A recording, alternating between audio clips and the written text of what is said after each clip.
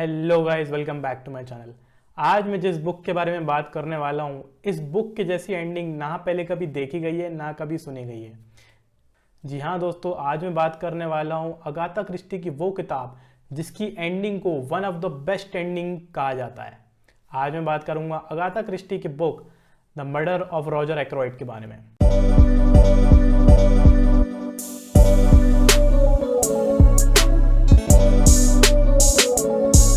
कहानी की शुरुआत होती है हमारे नरेटर डॉक्टर शेफर्ड से। डॉक्टर शेफर्ड एक छोटे से गांव किंग एबर्ट में अपनी बहन कैरोलिना के साथ रहते हैं। किंग एबर्ट में दो ही नामी परिवार रहते हैं, पहला किंग पैडॉक और दूसरा फर्नली हाउस के mister Roger Ackroyd. Doctor Sheppard Mrs Ferrars की डेड बॉडी की तहकीकात करने के बाद घर लौटे होते हैं। कैरोलिना उनसे बोलती है कि मिसेस फरेरा की मौत कैसे हुई, जिसमें डॉक्टर शेफर्ड बोलते हैं कि तुम अपने काम से काम रखो। तो कैरोलिना बोलती है कि ज़रूर उनने सुसाइड करा होगा, क्योंकि हमारे साथ की औरतें तो यही बोलती हैं। जिस पे डॉक्टर शेफर्ड गुस्सा करते हैं और बोलते हैं कि तुम गांव की औरतों को और कुछ काम नहीं है क्या? मिसेस फरेरा की डेथ नॉर्मल डेथ थी। फिर डॉक्टर शेफर्ड हमें रॉजर एक्रोइड के बारे में बताते हैं। रॉजर एक्रोइड एक बिजनेसमैन होता है जिसकी बीवी कुछ टाइम पहले ही मरी होती है। उसका एक बेटा भी होता है, रैल्फ एक्रोइड, जिसको रॉजर ने पढ़ने के लिए लंदन भेजा होता है।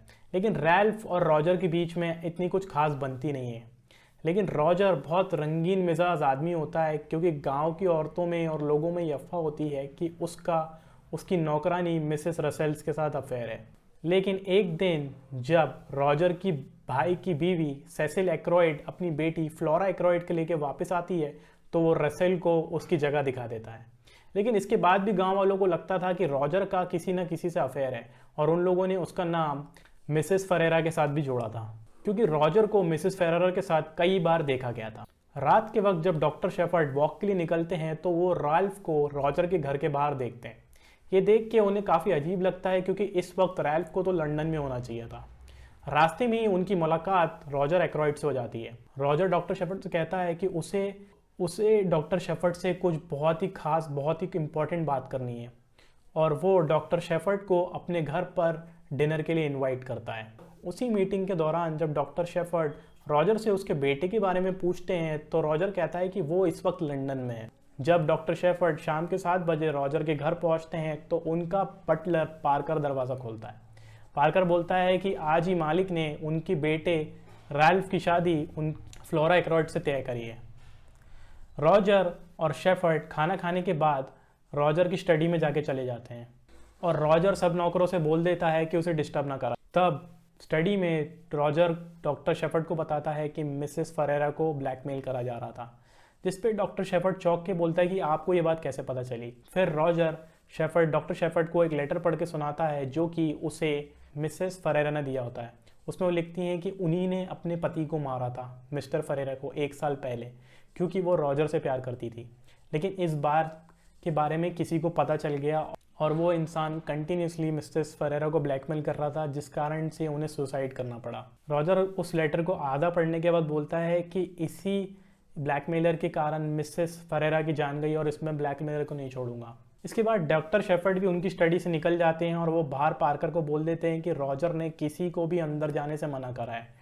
डॉक्टर शेफर्ड 8:50 के रॉजर के घर से अपने घर के लिए निकल जाते हैं। रास्ते में वो एक इंसान से टकराते हैं जिसने अपना पूरा चेहरा ढका हुआ होता है, और वो फर्नली हाउस का पता पूछ रहा होता है। रात के करीब 10:30 बजे डॉक्टर शेफर्ड को पार्कर का कॉल आता है, और वो बोलता है कि जल्दी फर्नली हाउस वापस आ जाओ, क्योंकि रॉजर एक्रोइड का मर्डर हो गया है।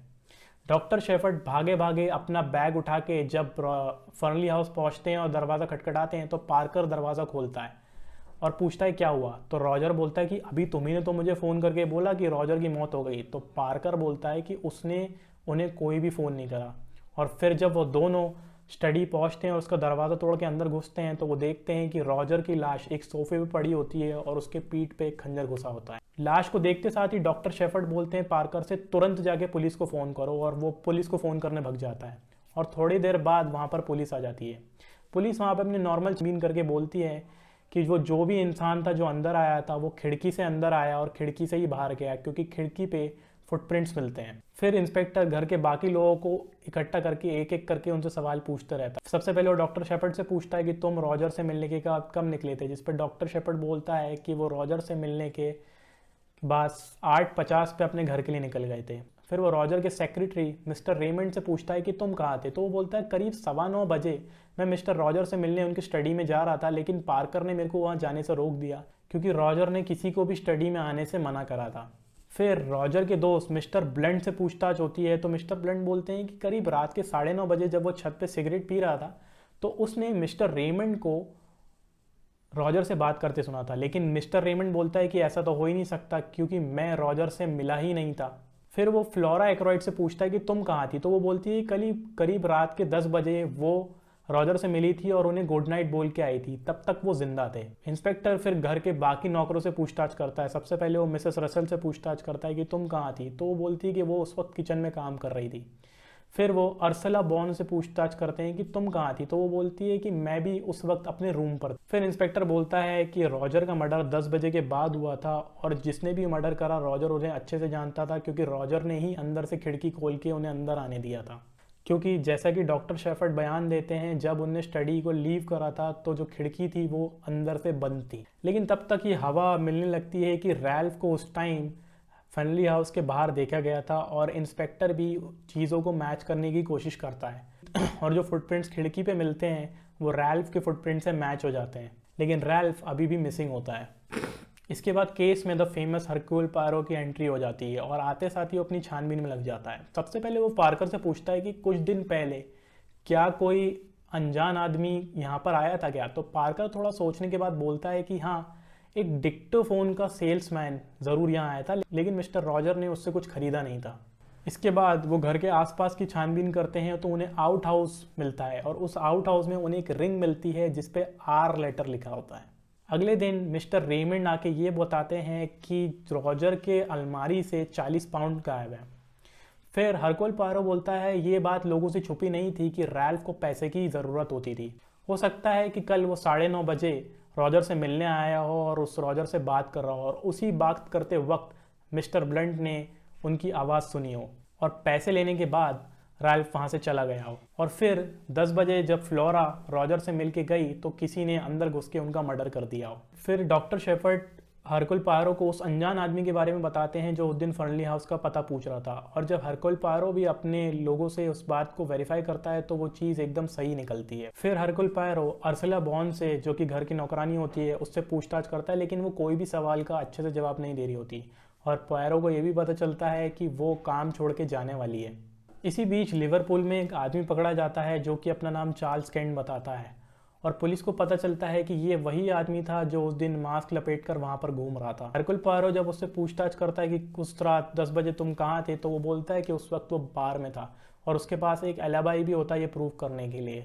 तब भागी भागी इनके पास मिसेस रसल्स आती हैं और बोलती हैं कि चार्ल्स केंट और कोई नहीं, मेरा बेटा ही है और वो उस दिन मुझसे 9 बजे मिलने आया था और वो मुझसे मिल के चला गया था।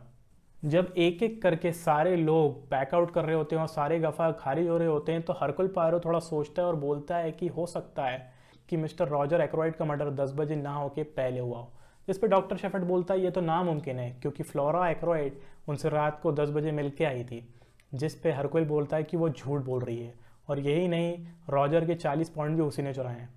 जब हरक्यूल पायरो वापस से फ्लोरा एक्रॉयड से पूछताछ करता है और उस पर प्रेशर बनाता है तो फ्लोरा बोल देती है कि हाँ, उसे पैसे की ज़रूरत थी, इसलिए रात में वो वहाँ पर रॉजर से पैसे चुराने गई थी और जब वो पैसे चुरा के वापस आ रही थी तो पार्कर ने उसे देख लिया था और उसे मजबूरी में ये कहना पड़ा कि वो रॉजर से मिल के आई है।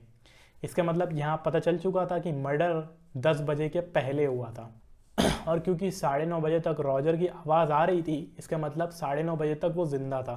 पायरो फिर अगले दिन सबको इकट्ठा करता और बोलता है कि उसे पता चल चुका है कि मर्डरर कौन है। वो ना तो चार्ल्स केंट था, ना ही रैल्फ था, ना ही मिसेस रसल्स थी और ना ही है आपकी नौकरानी जो अर्सला बॉन बन के घूम रही है, जिसका असली नाम अर्सला पेटन है। जी हाँ, ये रैल्फ की बीवी है। उस दिन जब अचानक से रॉजर ने फ्लोरा और रैल्फ की एंगेजमेंट अनाउंस कर दी तो ये बहुत ज़्यादा गुस्सा हो गई और इसी ने रैल्फ को मिलने के लिए बुलाया था और रैल्फ उस दिन इसी से मिलने के लिए आया था और ये दोनों आउट हाउस में मिले थे और वो जो रिंग मिली थी मुझे जिस पे आर लिखा था वो भी रैल्फ की ही थी।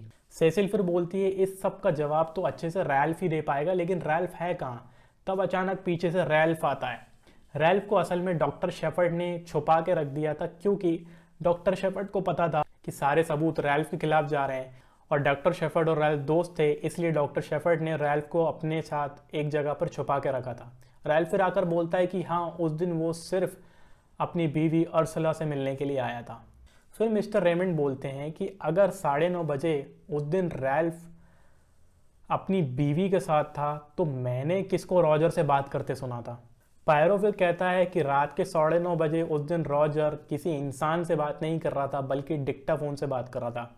जी हाँ, पुराने टाइम में एक ऐसा डिवाइस हुआ करता था जिसको कहते थे डिक्टाफोन, जिसमें आप अपनी वॉइस रिकॉर्ड कर सकते थे, कुछ भी बोल सकते थे और वो ऑटोमेटिक उन चीज़ों को फिर टाइप करता था, जैसे आज के टाइम का MP3 प्लेयर या फिर वॉइस रिकॉर्डर। पायरो फिर कहता है कि मिस्टर पार्कर के अकॉर्डिंग मिस्टर रॉजर ने कोई डिक्टाफोन नहीं खरीदा था, लेकिन जब मैंने उस डिक्टाफोन कंपनी में पता करा तो मुझे पता चला कि रॉजर ने एक डिक्टाफोन खरीदा था।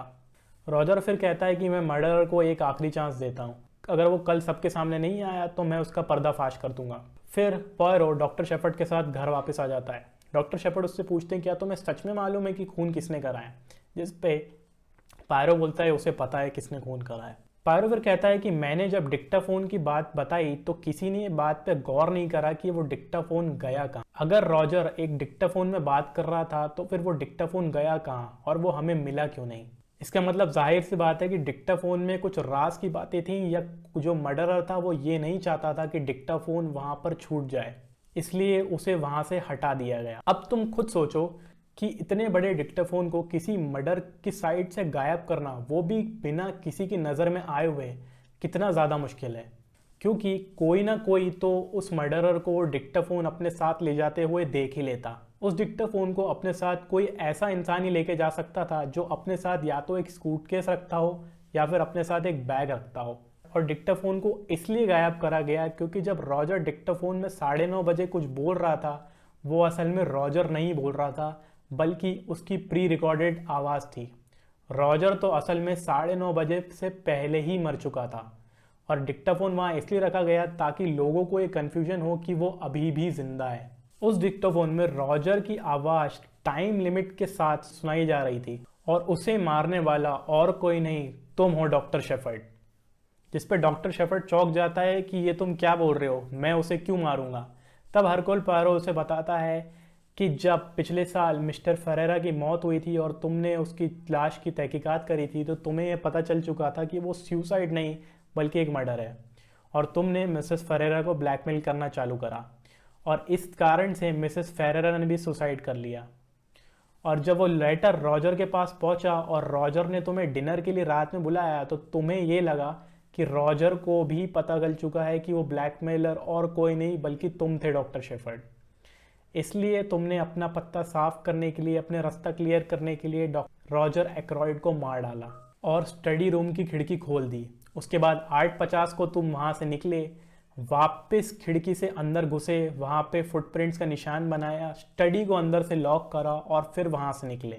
और फिर उनके ड्रेसिंग टेबल पे तुमने एक डिक्टोफोन रख दिया जिसमें रॉजर की प्री रिकॉर्डेड आवाज़ थी, जिसे तुम इस अपने काले डॉक्टर वाले ब्रीफ केस में लेके घूम रहे थे। और उसके बाद तुम रूम से निकले, तुमने पार्कर को यह कहा कि रॉजर ने किसी को भी स्टडी रूम में आने से मना करा है। उसके बाद तुमने तुम्हारे ही एक पेशेंट को बोला था कि तुम्हें 10:30 बजे कॉल करे और जब उसने कॉल करा तो उसने कुछ और बात कही, लेकिन तुमने यहाँ पर कहा कि उसने ऐसा कहा कि रॉजर एक्रॉयड का मर्डर हो गया है। उसके बाद तुम यहाँ पर तुरंत आए, तुमने दरवाज़ा तोड़ा, तुमने लाश देखी और सबसे पहली चीज़ तुमने पार्कर को ये बोला कि तुरंत पुलिस को फ़ोन करो। और जब वो पुलिस को फ़ोन करने गया तो तुमने ड्रेसिंग टेबल पर रखे डिक्टेफोन को वापस से अपने बैग में रख लिया और उसे लेकर वहाँ पर निकल गए।